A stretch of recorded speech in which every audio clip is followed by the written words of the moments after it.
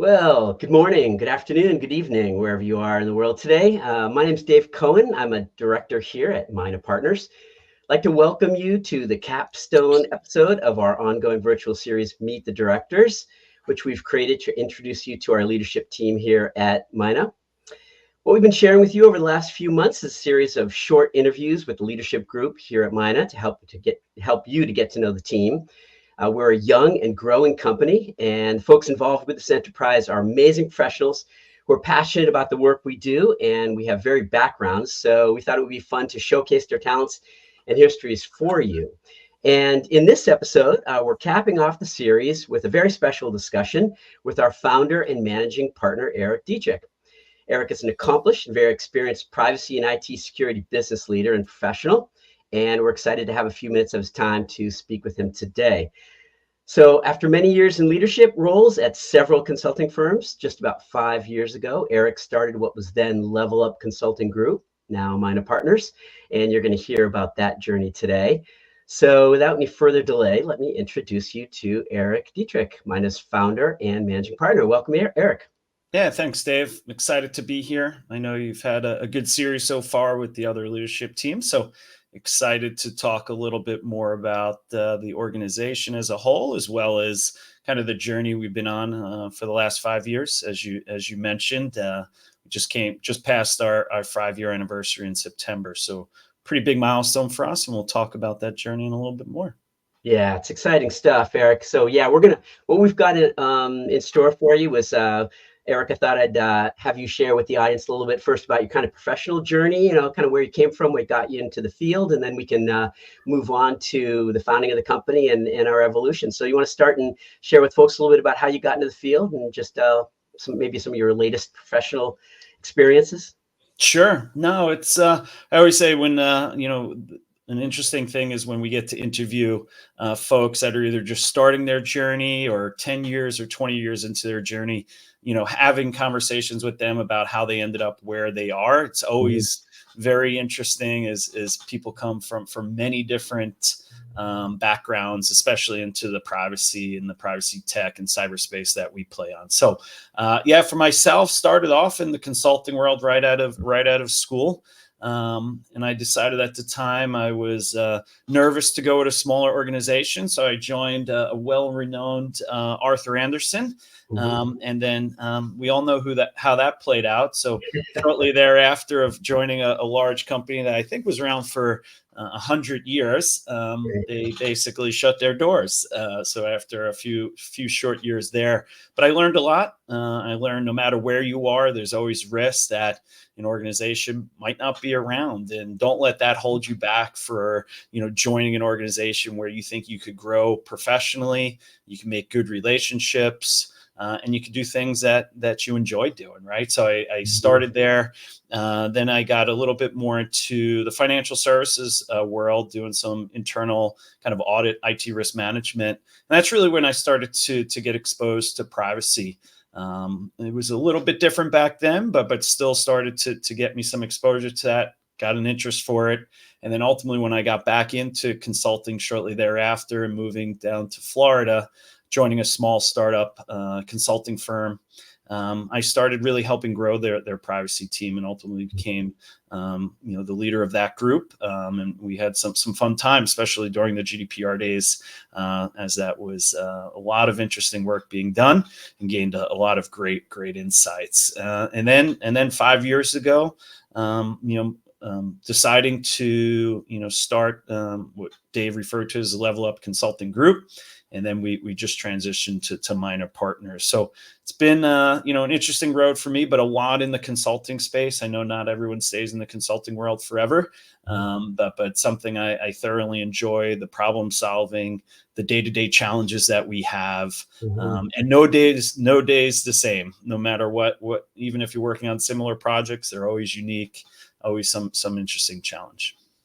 Yeah, Eric, when you were talking about it's great. Thanks for sharing that professional journey. And you mentioned at the outset that you're always looking for opportunities, and I think that's one of the things that's special about the Mina team here and everybody that we work with. We bring on board people that are sharp and can think on their feet and versatile and resilient and importantly want to learn, right? Because to your point, Absolutely. it's a rapidly changing field. So people come on and we're constantly encouraging, especially some of our younger team members, to keep their skill sets fresh and to keep learning and to take on new challenges. And so it's an exciting space to be in. And I was in the episode last week with John Verner. We talked about because John's a big sports guy. We talked about the team and the players and the bench. And we kind of kept going back to that analogy. We've got a great bench here at Mina Partners, a really wide variety of skills. Yeah, and I think that's what makes us quite unique out there in the market, having that pretty diverse set of skills internal. As a lot of folks know, all our team members are full time, so we're really trying to cultivate that team oriented environment, share experiences, grow with each other, learn from each other, bring those lessons learned from one project to the next. And I know we make a big effort internally, especially even being a boutique consulting firm, about building that culture and making sure everyone feels that they're part of that team, as that's definitely one of our key items when it comes to kind of our strategy for winning new work, as well as maintaining those great relationships we already have. Yeah, and as you know, Eric, the culture is a bit something that I'm really passionate about and really important. And part of that, speaking of that, is while we work really hard and everyone's really always there for the team, it's a collection of pretty interesting individuals with a lot of different backgrounds and kind of fun outside of work type experiences. So, for instance, do you want to share a little bit about with everybody about that? Like, what do you like to do outside of work? I know that you're located down there in Florida and like to get out on the water. Oh yeah, absolutely. That was one of the things that drove me down just about 20 years ago. As crazy as that sounds, time flies by.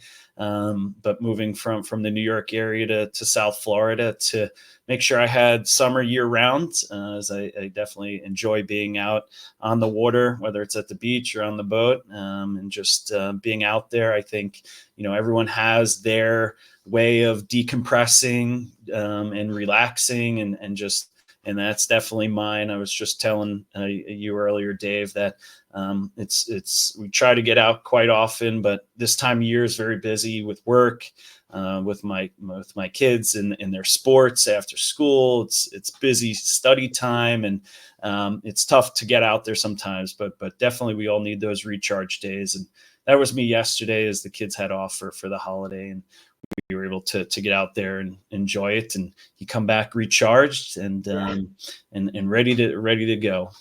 Yeah, it's a great thing about working here. Everybody's always there, work on the team, but we work really hard to make sure that people are taking care of themselves too. And it's whole people kind of attitude with making sure that people are getting their time and getting recharged and raring to go when we get our client work going. So Eric, and I'd like to go back to talking a little bit about the origins of the company, just kind of how that all started and what that was like, and maybe the first couple stages of growth. And I know it's a pretty incredible growth path that we've had over these now 5 years. It is kind of amazing. I've been with the company for 3 years now. I just celebrated my 3rd year anniversary. Going fast. I know it is going fast. So can you share with everybody a little bit what that's been like for you? Going from just a couple person shop all the way to we have just about we're 40 plus now on the team. So That's yeah, right. share a little bit about that. Yeah. Yeah, no, and it's I remember from the early days, I had some of former colleagues, kind of other people I entrusted in their opinions, and we had a meeting in my dining room, about a handful of us, and thought about, hey, if we were going to get a company started, what would be those important things that we want to do, that we want to instill in the culture, and what are things we never want to do? We always say we always talk about the lessons learned on the positive side, but there's a lot of lessons learned on the negative side that you just don't want to repeat ever again. So we started there. I think it was important very early on to really get back to the roots of what I remember being the fun times in the consulting world when I was at another kind of smaller boutique firm. And that was really doing what's right for the client, listening to their challenges, not always just assuming what their problems are, but but really listening to what they're doing, and then bring those industry experiences and expertise that you collectively have to try to help overcome that in a value-driven service, right? So are we the cheapest? No. Are we the most expensive? Absolutely not. But we always say we bring a tremendous amount of value for what we're able to bring to the table, and able to help our clients overcome those challenges. So those are some of the kind of the foundational principles that I think helped us grow early on. Getting started in September 2019. So sometimes I look at it, it wasn't the best timing, but nobody knew that COVID was going to come March, April of 2020. So about 6 months after we get going, we had some really good momentum early on. And then obviously the brakes got put on a little bit. But we had, we look back now and say that, that might have been not a terrible thing for us. We were able to pick up some good accounts. We were still very small and nimble at the time, so we weren't afraid to take on very small projects. People didn't have much budget they were allowed to spend, but we built a lot of amazing relationships during that kind of 6 month where things were really shut down. And then that really helped us, as you mentioned, Dave, kind of accelerate our growth as the kind of coming out of COVID, budgets starting to get released a little bit. We had a lot of great relationships. They came back to us for, double, triple, quadruple the amount they originally did. And that really helped us move into that accelerated growth mode. So having that hyper growth mode there for those 2 or 3 years. And then this year we made a conscious decision to maybe slow down a teeny bit. So we had some times to kind of internally mature, our methodologies, our practices, invest more both time and money internally to make sure that we're continuing to set ourselves up for success moving forward. And part of that was the brand transformation that we talked about, moving to Mina Partners, knowing that we really wanted to find a brand that aligned well with who we are. And we I think over those 5 years, we learned what our clients enjoy about us, the feedback we hear on why they choose us. So we try to make sure the brand resembled that. And I think, the 4 key values of the organization that exist and that we're embedding in everything we do, or is that kind of those 4 going beyond, as you mentioned, Dave, always pushing our team members to think beyond what we might have done last time. How can we do it better? How can we be more efficient? How can we help our clients? That solution driven is number 2, really figuring out what's going to be the best path forward for our clients and really working with them, partnering together and driving that solution forward. Collective progress is our 3rd value and extremely important, as we've been talking about team a lot here today, but sharing those experiences and having all those team members full time really enables us to do that, and continuing to advance how we do our services, how we do kind of everything we do. And then adaptability is our number 4th. So in the market that we're in, privacy, compliance, cyber, and then the privacy tech space as well, being adaptable and being nimble, flexible, and able to stay with the changing times that are out there. We can't get complacent of, hey, we did this very successfully at the last project, we're going to do the exact same thing and it's going to be successful here. We know that doesn't work. So continuing to learn and being very adaptable to our client needs as well as the changing environment out there. Yeah, on that last point, Eric, one of the things I found most enjoyable about working for the firm is when we bring on, relatively junior team members, there's just such an opportunity for them to learn and to grow. And we really give them that opportunity. We give them the responsibility, the ability to solve problems, but they're not doing it in a vacuum, because the other thing that was really impressive to me, Eric, is that a lot of the leadership team who you've met, folks out there in the audience, if you caught some of the previous episodes here, many of the leadership team, if not most of the leadership team, has been working together for at least a decade. Some of them, you guys have been working together for over 20 years at various firms. And the fact that you guys we all now continue to work together and want to work together and have that shared experience, that kind of deep understanding of the industry and the space, when we bring on young folks, we are able to hopefully impart a lot of good, solid guidance and wisdom, and create some really solid teams for the clients. And the other thing I wanted to pick up on quickly that you mentioned earlier in terms of the client focus is one of the things that I'm continuously impressed about is the very high retention rate that we have for our clients. I mean, I think it's one of our best statistics, really, that a large number of the clients that we work with are on statement of work number 4, 5, 6. We've been working with some of our clients for many years now. So to me, there's no better proof than that we seem to be doing a good job when people and come back, that's right? a testament to all the team members and the relationships they've built through those day-to-day activities, working with their, the project sponsors and the different team members. And sometimes it's challenging. We know there's changes that occur at a leadership level, at the management level, at our clients, and anytime you could sustain a change like that shows really the quality of work we do, the solution oriented that we are.